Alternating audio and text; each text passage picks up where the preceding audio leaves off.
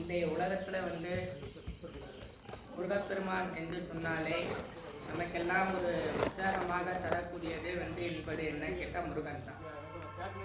அந்த காலத்திலிருந்து இந்த காலம் வரைக்கும் என்ன தமிழ் கடவுளாக வழங்கக்கூடியது முருகப்பெருமான். இரண்டாவது விஷயம், முருகா என்று சொல்லும் முன்பே நமக்கு ஒரு மந்திரமாக இருக்குது. இரண்டாவது விஷயம், அவருடைய அருள் நமக்கு கிடைக்கிற மாதிரி இருக்குது. மூன்றாவது விஷயம், இன்னைக்கு உள்ள காரணத்தில் என்ன கேட்டால், முருகக்கடவுளை ஏன் அதிகமாக வணங்குறோம் என்பது கேட்டால் தமிழாக இருக்குது, தமிழாக மந்திரம் இருக்குது.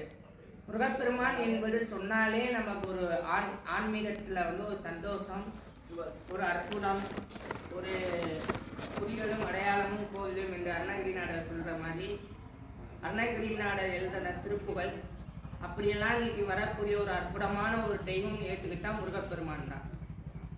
சிவபெருமான் எல்லா தெய்வத்தோட முருகப்பெருமான் 6 படையும் காட்டிச்சாரார். ஒவ்வொரு படையும் ஒவ்வொரு இடமாக காட்டிச்சாரார்.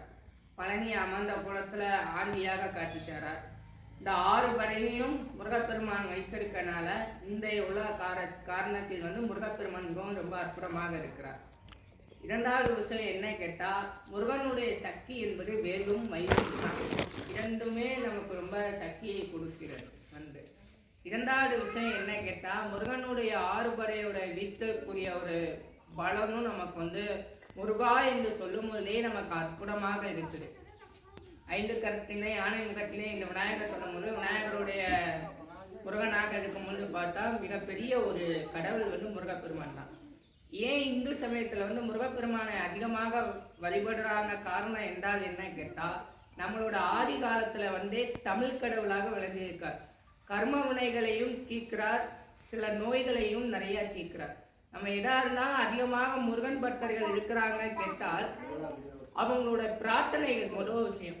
பிரார்த்தனையாக நம்ம வர வைத்து பிரார்த்தனைக்காக இது பண்ணி அந்த பிரார்த்தனை செயல்படுத்துறதுக்காகவே முருகன் காட்டிச்சாரார். அதிகமாக கஷ்டங்கள் முருகப்பெருமான் கொடுக்கிறார் என்பது கேட்டால், அதிகமான கஷ்டங்கள் நம்மளை கொடுக்கல. முருகப்பெருமான் அதிகமாக இன்பத்தை தான் நம்ம கொடுக்கிறார். அந்த விஷயத்தை பார்த்தா முருகப்பெருமான் கஷ்டத்தை கொடுக்கிறாரு எல்லாருமே நினைக்கிறாங்க. கஷ்டத்தை கொடுக்கல. என்னை நீ முழுசா நீ நம்புறியா? இப்போ ஒரு இடத்துக்கு போறோம், நம்ம சில்ல விடுறோம், ஆனா அந்த இடத்துல நம்ம கல் இருக்கு, இது இருக்கு, ஆனா அந்த இடம் நம்ம கரெக்டா போறோமா என்ற ஒரு பாதையில் தான் முருகப்பெருமான் நமக்கெல்லாம் வலியுறுத்துறார். இரண்டாவது விஷயம், முருகப்பெருமான் வலியுறுத்துறதுக்கு காரணம் என்ன கேட்டா, என்னை நீ முழுசா நம்புறியா? கடைசி வரைக்கும் வேலும் மயிலும் துணைதான் முருகனே என்று சொன்ன மாதிரி கடைசி வரைக்கும் நான் உன் கூட இருப்பேன் என்று சொல்ல ஒரு காரணத்தினால்தான் முருகப்பெருமான் கஷ்டத்தை கொடுக்கிறார். இரண்டாவது விஷயம், ஆன்மீகம் எடுத்துக்கிட்டாலே நம்ம எல்லா சாமியையும் வணங்குறோம். நான் முருகன் பக்தராக இருக்கிறேன், சிவனடியாராகவும் இருக்கிறேன், எல்லா கோயிலையும் நான் வழிபடுறேன். அதிகமாக முருகப்பெருமான் சோதிக்கிற காரணமே இரண்டாவது விஷயம் என்ன கேட்டால், முருகப்பெருமான் வழிபடுற இடமெல்லாம் நமக்கு சோதனை தருவது இடத்துக்கு நம்ம இன்பமாக எடுத்துக்கிறோம். அந்த சோதனை முதல் விஷயம்.